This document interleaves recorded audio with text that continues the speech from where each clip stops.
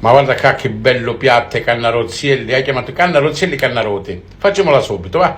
Una finocchietta, la metti dentro l'acqua con una piccola limone, se non si fa nera, e la faccio tutta citelle. Poi siete pure parate a cubettini dentro l'acqua, poi preparate una bella cipolla, abbondante cipolla, vi sa, una bella cipollotto, bella tenera, la mettiamo dentro l'olio, la facciamo soffrire una picca, e poi ci mettiamo un paio di cucchiai d'aglio, quello che preparo io, questa maniera.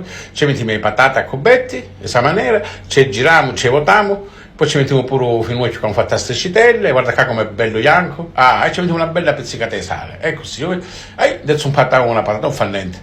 Ci mettiamo un pipariello pure, a metà, e la facciamo cuocere poco. Poi piata la pasta cruda, e ci mettiamo cannarozzielli, ci mettete in questa maniera, non si 100 grammi di cannarozzielli più o meno, ci vuole un tonno un litro e mezzo d'acqua, cauda, pilente. Prima ci mettiamo 750 ml d'acqua, e questa maniera, ci aggiriamo, e ci mettiamo direttamente un cucchiaio sopra. Dopo 5 minuti scoperchiamo, l'acqua si sta asciugando, pigliamo l'altra acqua che è rimasta e ci la mettiamo tutta una volta da poi, e ci siamo, perfetto. Ecco qua.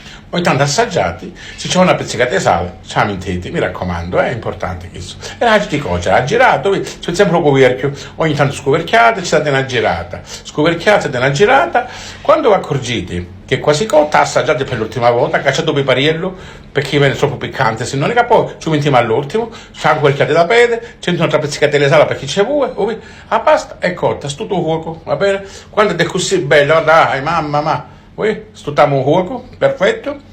A fuoco freddo ci mettiamo i pezzettini di formaggio sopra, ci mettiamo parmigiano, però ci mettiamo pure il pecorino, non ci mettiamo pecorino perché ha parecchi, che non le piace, quindi hai messo parmigiano. E la ci riposare per 5 minuti, senza fuoco, guarda qua, e impiattate.